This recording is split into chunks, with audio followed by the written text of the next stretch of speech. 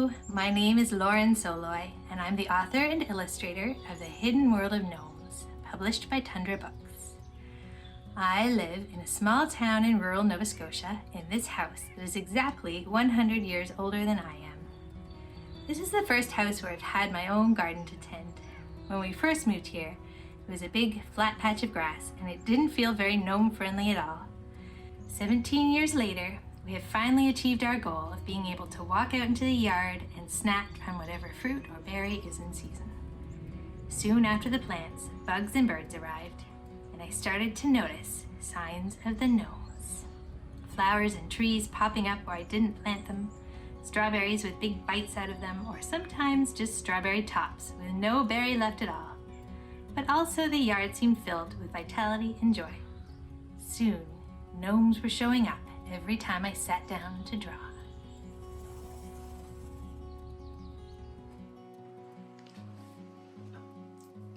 Hello, welcome to my studio. It's a little bit small. This used to be a closet in our house, but it's very cozy and there's a place for everything. So I have books here when I need some inspiration. I have paper storage over here. Here I have my oil pastels and my soft pastels. There's more under there. And I have my ink supplies and my watercolor palette. It's a little messy, but that's how I generally had it. The extra paint is stored up here when I need a little more paint. And if we move down, you can see brushes and pencil crayons and little glue sticks and scissors, a little bit of everything. I also have, this is my working stool where I sit when I'm working, and I have a thinking chair so far away where I sit if I am writing. So I thought we could go through a little bit of an illustration together. Usually I start with some kind of inspiration from nature. I have photos put up, but I also have things. These are little things that I found in the yard yesterday. You can see I've got ink on my hands already. A little maple seed and a little twin baby acorns that are so cute. And this is a little piece of moss. It was a little bit greener yesterday, but it's been in here since yesterday. So I made some little doodles to go with these. That's how I usually start, is just with some rough doodles. These are, you can see they're really tiny, these ones, and that's actually about the size that I use when I do the book. So if you look over here, I can flip a page here. These are doodles that are called thumbnails. So I usually start with thumbnails. Some of these ones you might recognize from, there's the Mushroom Moon page from the Hidden World of Gnomes, and the Whisper Moon page, and the Goose Moon page. So this is how they start out. So once I have a doodle that I like, let's go back to that page. Where did that go? So I think I took this one and another one. I'll draw it up. So I don't know if you can tell, this is Hachi and Bonnie Plum. And Hachi is giving Bonnie Plum this little piece of moss that I found in the yard. And she's putting it on her head like a hat. So that we would ink this one up.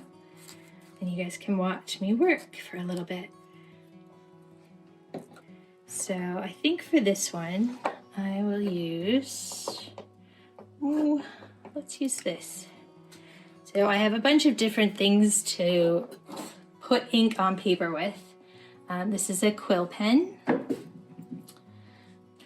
This is a bamboo pen, which is done the same way. It's just dipped in ink. Maybe I'll do some with this too.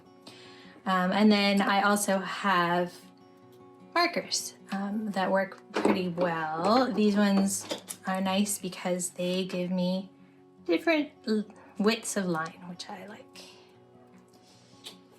All right, so well, maybe I'll use the marker actually, and then I don't have to worry about getting ink all over myself like I already did. Okay, here we go.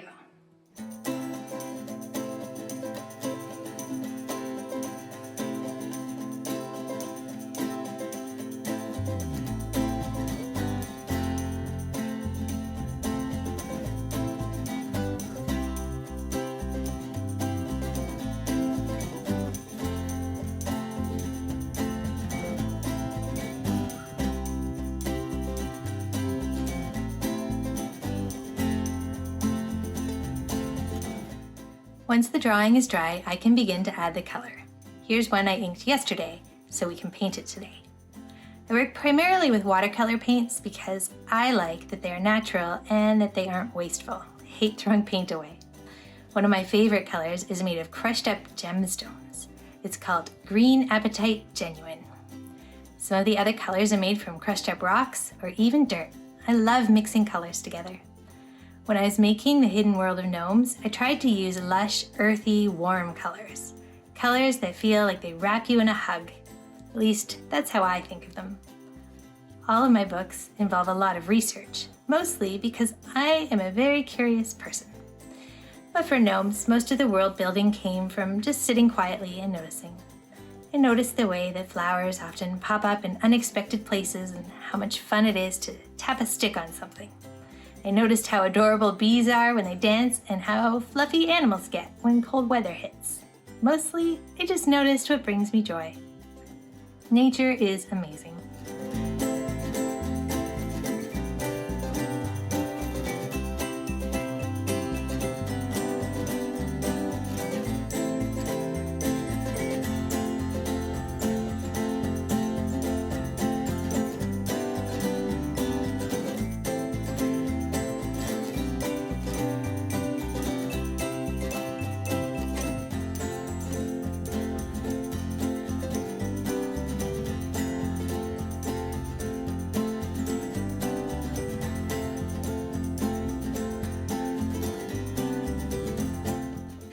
The last thing that I usually add is a little hint of bright pink cheeks.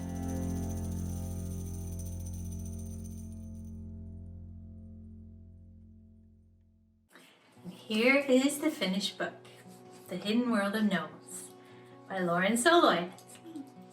It's packed full of gnome information and moments and songs and cookie recipes. But I thought we could read just the first page together.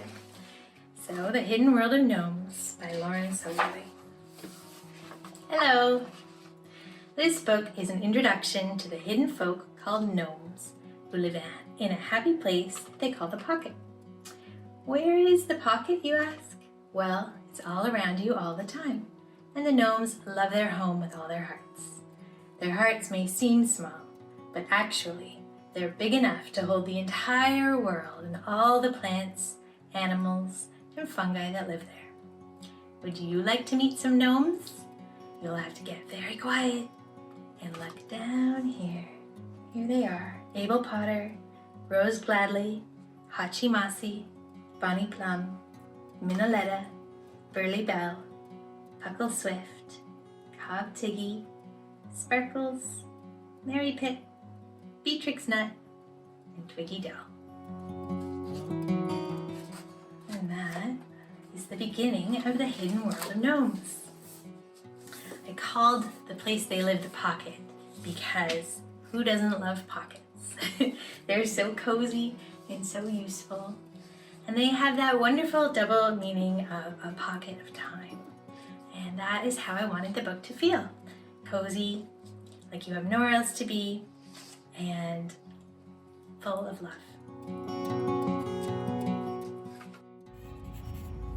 Thank you so much for joining me, and I hope you enjoyed this little peek into my home and studio. If you do see a gnome in your travels, please say hello from me. Bye for now.